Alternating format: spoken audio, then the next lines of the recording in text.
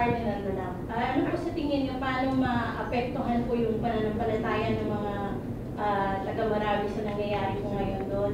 Since may mga attempt na pag-awayin yung Katoliko versus Muslim. Aha. Ano po yung thoughts? Hoy, salamat sa tanong na yan.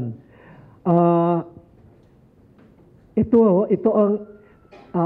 ang pakiusap ko sa ating lahat, bagamat kitang-kita natin ang mga problema, ang mga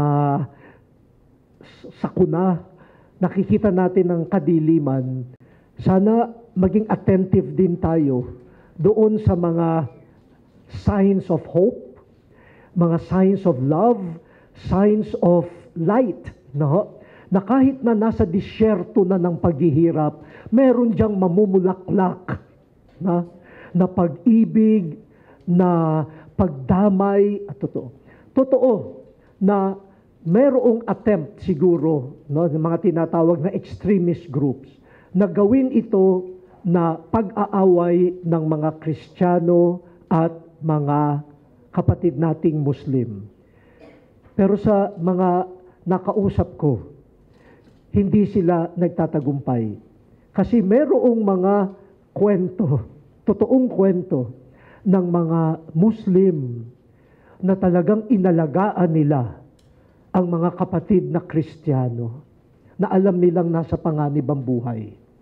May kwento rin ng mga Kristiyano na talagang umagapay doon sa mga kapatid na Muslim na alam nilang hirap na rin. Kung sino man na nagplano na hatiin ang mga Kristiyano at Muslim, mukhang inis na inis ngayon. Kasi hindi nagtatagumpay lagi. Sa halip, ang nakita ay, ito yung tema natin, communion. Kasi pag sinabing communion, nagsisimula ka sa makita what do we have in common. Siguro nakita nila, common humanity. Kapatid ito.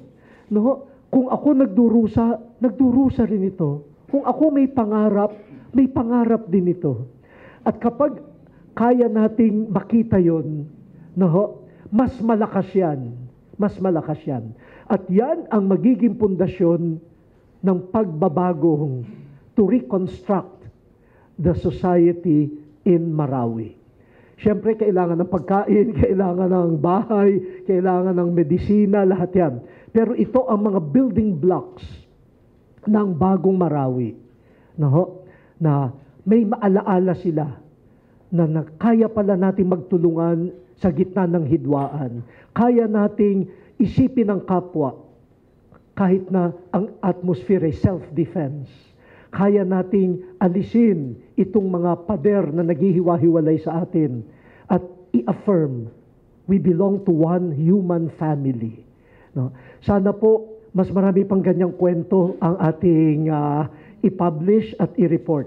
Yan po ang magbibigay ng pag-asa. Yan po ang magbibigay ng pag-asa talaga.